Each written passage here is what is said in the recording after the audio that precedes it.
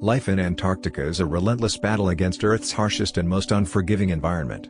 The continent's extreme temperatures, bone-chilling winds, and barren landscapes create a harsh and inhospitable existence for any living being. With average temperatures plunging well below freezing and reaching mind-numbing lows of -50 degrees Celsius, every breath becomes a struggle, and frostbite becomes an ever-present danger.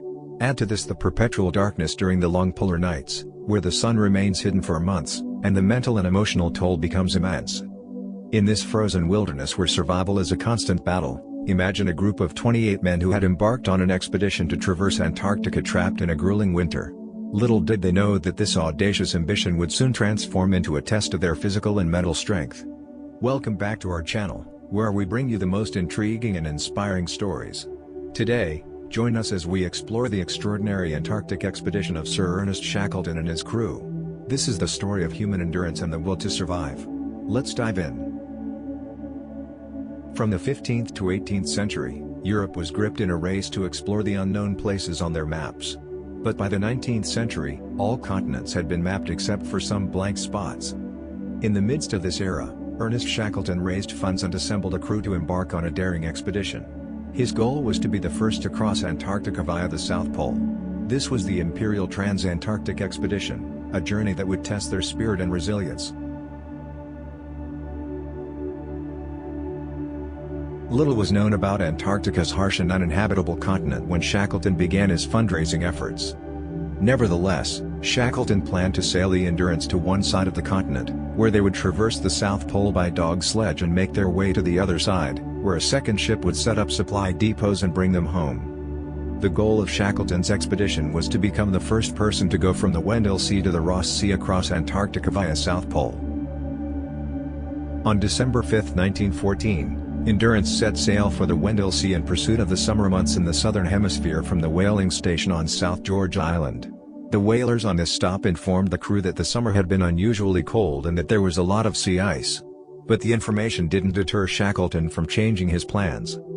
Frank Worsley, the ship's captain, wanted to land as soon as possible to make it to the mainland before the ocean froze, but Shackleton wanted to keep going.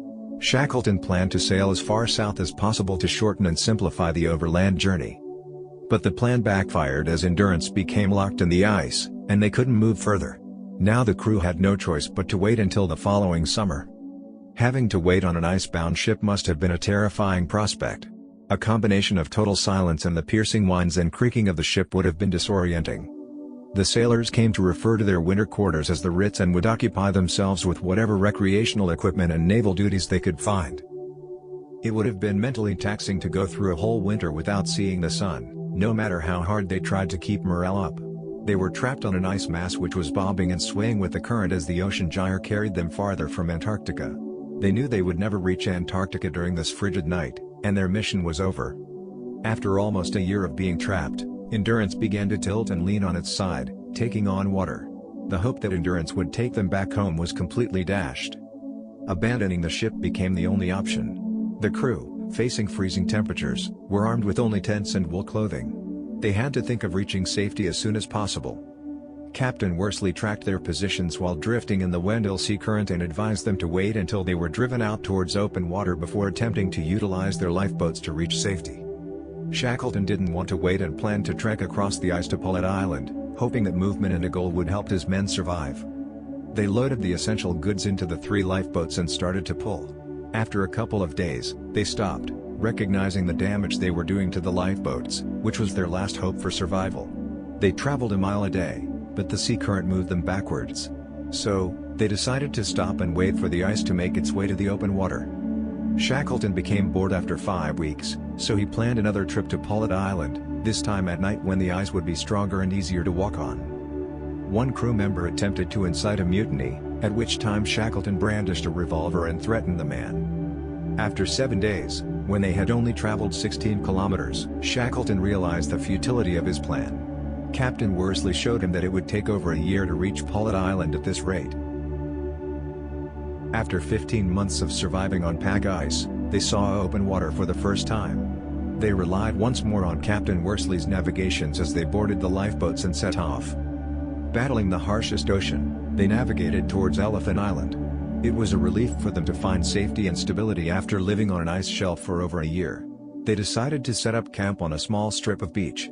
But their journey was not over yet.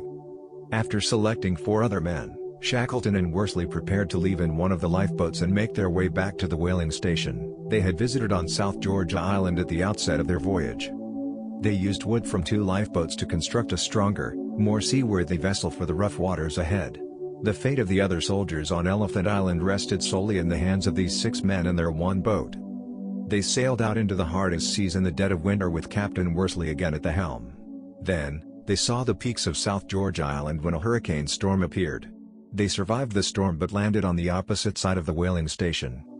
Since no one had ever crossed the island before, the map simply showed the island's coastline with the interior left blank. The mountains they could see towered over them to an altitude of 2,740 meters, almost 9,000 feet. Taking the first step into the void, Shackleton, Worsley, and another man left the other 3 men to rest and recuperate before setting off for the whaling station. They climbed straight for days, convinced they would never reach the top. They had come so far and overcome so much adversity, it gave them the strength to keep going. One morning, Shackleton thought he heard a whistle from the whaling station, possibly the morning labor whistle. The group halted what they were doing to listen. Sure enough, a tiny whistle roused the whalers to work. It's hard to conceive of their relief. For the first time in 17 months, they heard human voices. They certainly took the whalers living on the edge of the planet by surprise when they showed up. Shackleton did not waste time and organized a ship to retrieve the 3 men waiting on the island's far side. However, due to World War I, the rescue mission to Elephant Island got delayed. Shackleton and his crew made 4 attempts to reach the men on Elephant Island, but weather and ice forced the return of 3 attempts before a small Chilean ship made it through. Shackleton must have wondered how many of the men on Elephant Island were still alive or if any were after 128 days had passed since he had last seen them. As they got closer, however, he could make out movement on the beach and guys emerging from tents. They had, indeed, made it, and they had saved every single sailor. Astonishingly, all 28 men survived the trials and disasters that befell these sailors as they braved the worst circumstances on Earth.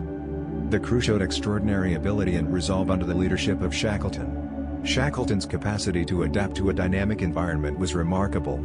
After encountering major difficulties, he had to rethink the expedition's objectives. He embarked on this journey to explore but soon found himself fighting for his life. Shackleton is an inspiring figure despite his mission being a dismal failure when measured against its stated goals. And that's it for today, and if you like the stories we cover, please don't forget to like, share, subscribe to our channel. Thank you for watching.